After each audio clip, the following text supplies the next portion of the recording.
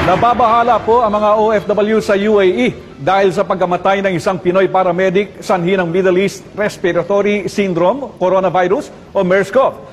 5 pang kasamahan niya ang naka-quarantine. May balitang Middle East si Raquel Salinel.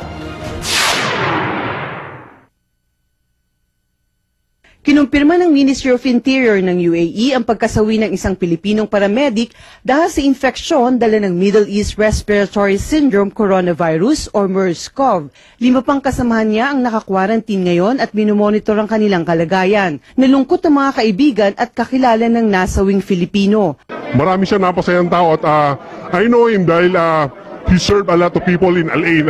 Marami siya natulungan in terms of community service. Kaya lungkot na lungkot kami nung mabelta namin na namatay siya. Yung presence niya sa simbahan and then yung smile niya. Pag lumalabas siya, although hindi kami palagi nag-uusap or nagkatrabaho, but I can see that he is a very helpful man. Nagpasalamat at nagpugay ang isang organisasyong sinalihan niya sa Al Ain bilang coordinator ng FACE.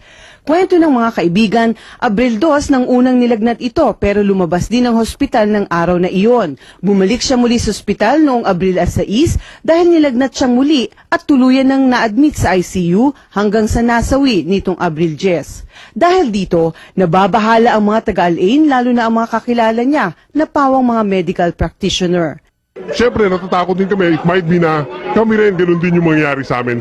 I'm scared for me, also and for my family, especially for my children. Nagpadala na ng team ang Embahada ng Pilipinas sa Al Ain para alamin ang sitwasyon ng mga Pinoy doon. Nagbilin si Ambassador Grace Princesa sa mga Pinoy doon, lalo na sa mga nasa medical sector na doble ingat at maging malusog para iwas sa virus.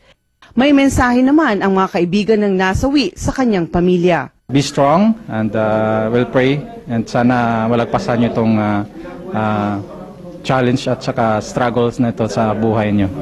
Nagbabalita sa Middle East, Raquel Salinel, Dubai, UAE.